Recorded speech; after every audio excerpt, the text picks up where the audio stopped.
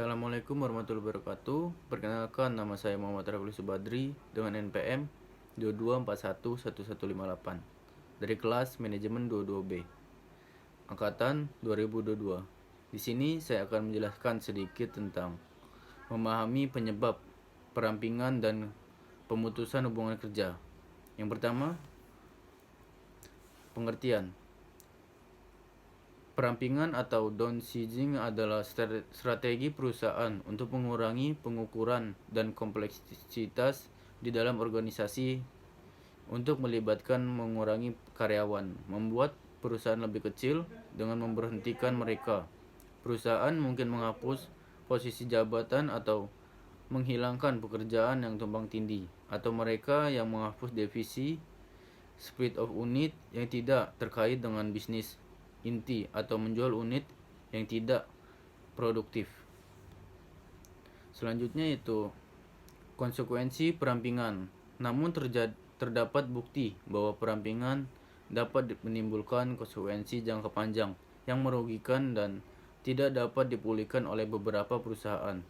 Perampingan sebenarnya dapat meningkatkan kemungkinan kebangkrutan dengan mengurangi produktivitas perusahaan pelanggan, kepuasan pelanggan, dan semangat kerja. Perusahaan yang melakukan perampingan lebih besar kemungkinannya untuk menyatakan kebangkrutan di masa depan, terlepas dari kondisi keuangannya. Selanjutnya itu contoh dari perampingan. Setelah krisis ekonomi dan lockdown pada tahun 2020, banyak perusahaan yang mengurangi jumlah tenaga kerja karena dampak ekonomi dari penutupan bisnis yang diperintahkan pemerintah untuk memperlambat penyebaran virus. Industri penerbangan dan perhotelan sangat terkena dampaknya karena masyarakat harus tetap berada di rumah dan perjalanan tidak perlu dilakukan selama beberapa bulan. Setelah mengumumkan pada bulan April 2020 bahwa mereka akan menghilangkan 10% dari 160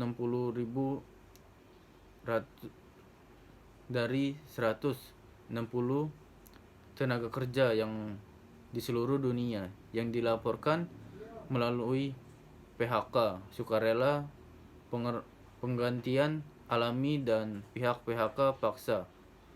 Boeing menghilangkan lebih dari 12.000 pekerja di US. Yaitu selanjutnya, pengertian pemutusan hubungan kerja merupakan sebuah konsep yang dilakukan oleh perusahaan untuk mengakhiri hubungan kerja yang dimana dapat disebabkan oleh berbagai macam hal. Dengan demikian, hak serta kewajiban antara karyawan dan juga perusahaan bisa hilang. Pengertian tersebut sudah tercantum di dalam pasal 1 ayat 25 dari Undang-Undang Nomor 13 Tahun 2003 mengenai ketenaga kerjaan. Selanjutnya itu secara umum hal yang bisa menyebabkan adanya PHK ada 3. Yang pertama, karena demi hukum seperti misalnya pensiun, meninggal dunia, ataupun PKWT telah berakhir.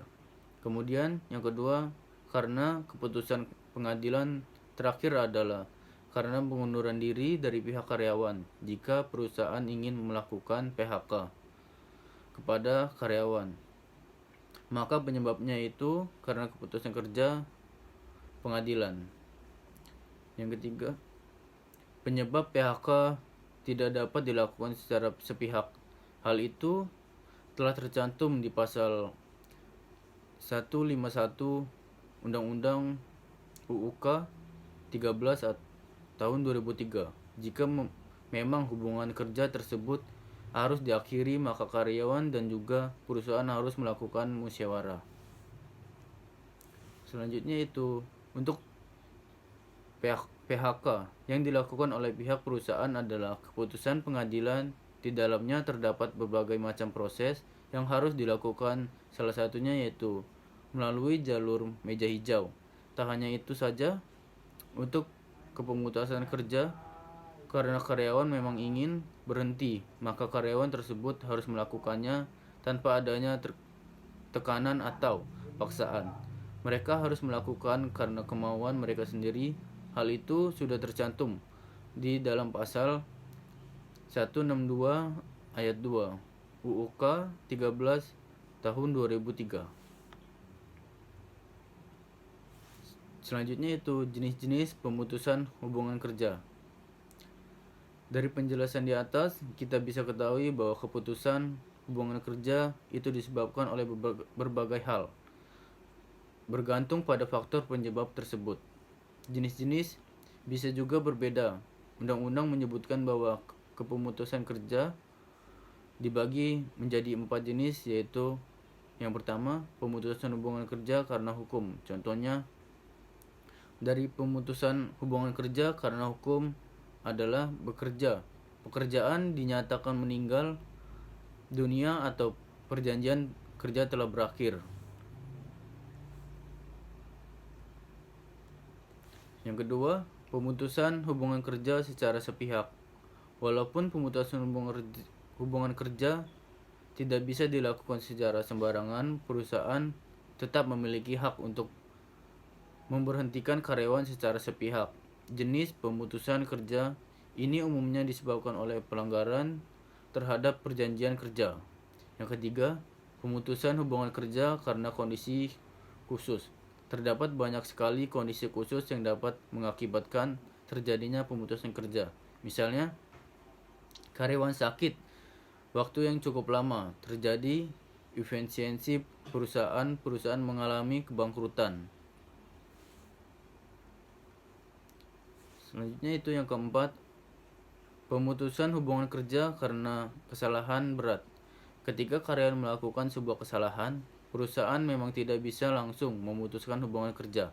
Akan tetapi, jika kesalahan yang dilakukan termasuk kesalahan yang berat, maka pemutusan hubungan kerja boleh dilakukan. Misalnya, penipuan, penggelapan dana, penganiayaan terhadap rekan kerja, dan juga peretasan data rahasia perusahaan. Selanjutnya itu ada penyebab legal pemutusan hubungan kerja. Yang pertama, pemutusan hubungan kerja demi hukum. Pemutusan hubungan kerja jenis ini terjadi ketika jangka waktu perjanjian antara pemberian kerja dan pekerjaan berakhir. Yang ketiga, pemutusan hubungan kerja karena pelanggaran perjanjian kerja. Yang keempat, pemutusan hubungan kerja jenis ini terjadi apabila pekerjaan secara sukarela mengundurkan diri atau melanggar perjanjian kerja. Yang kelima, pemutusan hubungan kerja karena kondisi tertentu. Selanjutnya itu ada pendamping MSDM dalam memutuskan hubungan kerja. Perselisihan PHK wajib diupayakan terlebih dahulu. Penyelesaiannya melalui perundingan biparti. Apabila melalui biparti masih belum mencapai kesepakatan, maka para pihak berhak untuk memilih proses penyelisihan lainnya, seperti mediasi atau konsiliasi. Sekian penjelasan dari saya akhiri. Wassalamualaikum warahmatullahi wabarakatuh.